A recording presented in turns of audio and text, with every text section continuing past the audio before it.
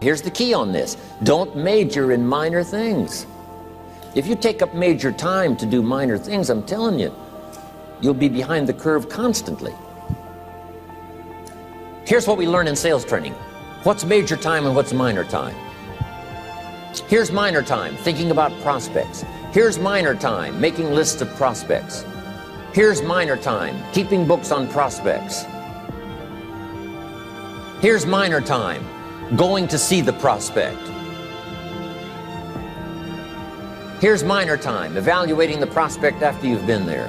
That's all minor time. Here's major time, in the presence of the prospect. That's major time.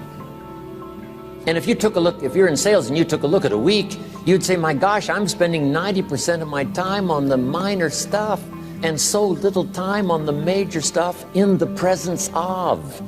How many hours in the presence of in my day? How many hours in the presence of during my sales week? Because the time that really counts is in the presence of. Majors and minors. Here's another key time management essential. Don't mistake movement for achievement. It's easy to get faked out by being busy. Guy comes home at night all exhausted, falls in the chair and says, oh, I've been going. Here's the big question. Doing what? It's not the going. Some people are going, and they're doing figure eights. Their progress is small. So don't mistake movement for achievement. Here's another one in sales we learned. Don't mistake courtesy for consent. If somebody's pleasant and they nod, you say, oh, they're going to buy. No, they're courteous. You can't mistake courtesy for consent.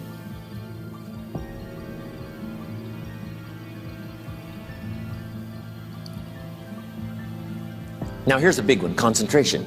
I had to learn this. All those years ago, I'm in the shower trying to compose a letter. Found it turns out to be a strange letter. So here's what I learned to do. Save the work till you get to the office. Save the work till you get to the work. Don't try to get to the office on the way to work. On the way to work, enjoy the way. In the shower, enjoy the shower. Then go to work when you get to work. I found this to be helpful. Concentration. Here's another big one. Learn to say no.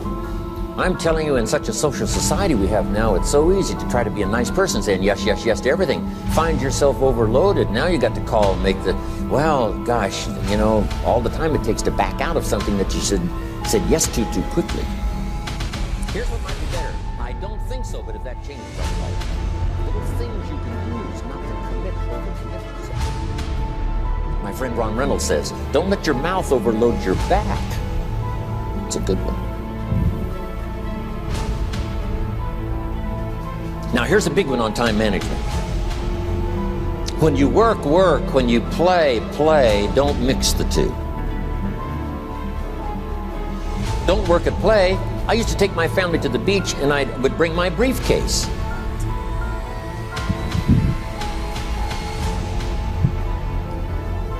I learned not to do that. Or at the beach I'm saying I should be at the office, Now my family's upset. Because I'm at the beach and I'm thinking office. Now when I'm at the office, I'm thinking what? I gotta get my family to the beach. So things are not going too well at the office because I'm thinking beach, and things are not going too well at the beach because I'm thinking office. Here's what I learned to do. At the beach, be at the beach. At the office, be at the office. When you work. When you play, don't mix the two. Don't work and play. Now here's one of the most important ones. Don't play at work. Work is too serious. You don't want the reputation of being the office joker. It's not a good one. Yes, there's time for some pleasant stories. Yes, there's time for a little humor. Yes, best if it's a happy office, of course. But I'm telling you, you got to be serious about work because you're parting with a piece of your life for the work you do. Your work costs you a piece of your life. Here's what it's called. Serious business. Not grim, not unhappy, but serious. Don't play at work. The old expression, I don't think we use it anymore, horse around at the office. Play around, play jokes, play tricks. A place that's sacrosanct, it's valuable. You don't let anything in for that period of time. Okay. Isn't that good advice? Excellent advice. Here's the next one. Read all the books.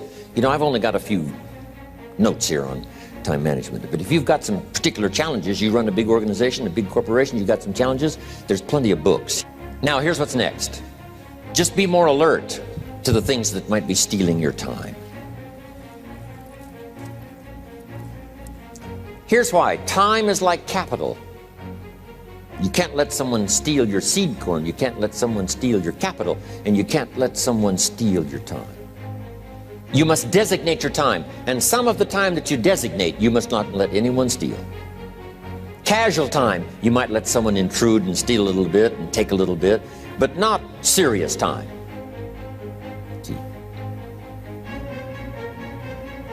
Next, one of the great time management savers is to learn to ask questions up front. Sometimes you talk to somebody for an hour, and then you ask questions and find out if you would have asked those questions up front, you could have saved yourself an hour. Asking questions up front helps you to get to the problem now. But if you just launch into some discourse, you might waste 30 minutes, waste an hour, when here's what you should have been talking about. After you finished an hour, you say, John, what's really the problem? He said, well, it's something personal. See, that's what you should have been talking about this whole hour. Next, learn to think on paper. Some ways to think on paper. One, we've covered one. Solving problems. Take it out of your head and put it on paper. Another one is setting goals. Making these lists we've already started. Here's another good way to think on paper. It's a projects book.